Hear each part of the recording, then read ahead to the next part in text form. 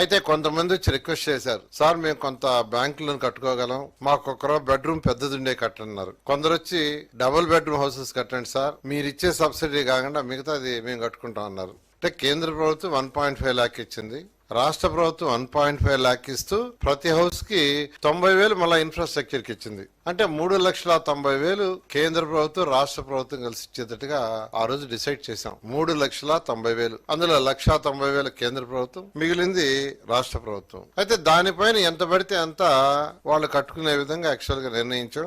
ఆ రోజు ప్రకారం అయితే 300 చదరపు అడుగుల వాళ్ళకి 2,65,000 బ్యాంకులను ఇప్పించేటట్టుగా, 365 వాళ్ళకి 3,15,000, 430 చదరపు అడుగుల వాళ్ళకి 3,65,000 ఇప్పిస్తే నిదానంగా కట్టుకునేటట్టుగా చేశాం. కానీ గత ప్రభుత్వం వచ్చి ఈ మొత్తాన్ని గందరగోళం చేసింది. గందరగోళం చేసేసి ఉన్న అంటే ఏదైతే టెండర్లు పిలిచామో 4,54,000, అందులో 2,61,000 నుంచి మిగతా క్యాన్సిల్ చేశారు. 2,61,640 ఇళ్లు మాత్రమే ఉంచారు. అదే తెలుగుదేశం ప్రభుత్వం గానీ అప్పుడు కంటిన్యూ అయ్యి ఉంటే ఆ 7 లక్షల ఇళ్ళు అయిపోయింది. మా ప్లాన్ 7 లక్షల ఇళ్లని 38,000 కోట్ల 265,000తో చేయాలనుకుంటే 38,000 కోట్లు సుమారుగా చేయాలని ప్లాన్ చేస్తే వాళ్ళు అవన్నీ కట్ చేసేసి 7 లక్షల ఇళ్లని కేవలం 2,61,000 తీసుకొచ్చారు. కానీ ఆ 2,61,000 ఇళ్ళన్నా పూర్తి చేశారంటే కూడా చేయలే. ఆ 2,61,000లో తెలుగుదేశం ప్రభుత్వం అప్పుడు 77,000 ఆల్మోస్ట్ పూర్తి చేసాం మేమే. ఆ 2,61,000లో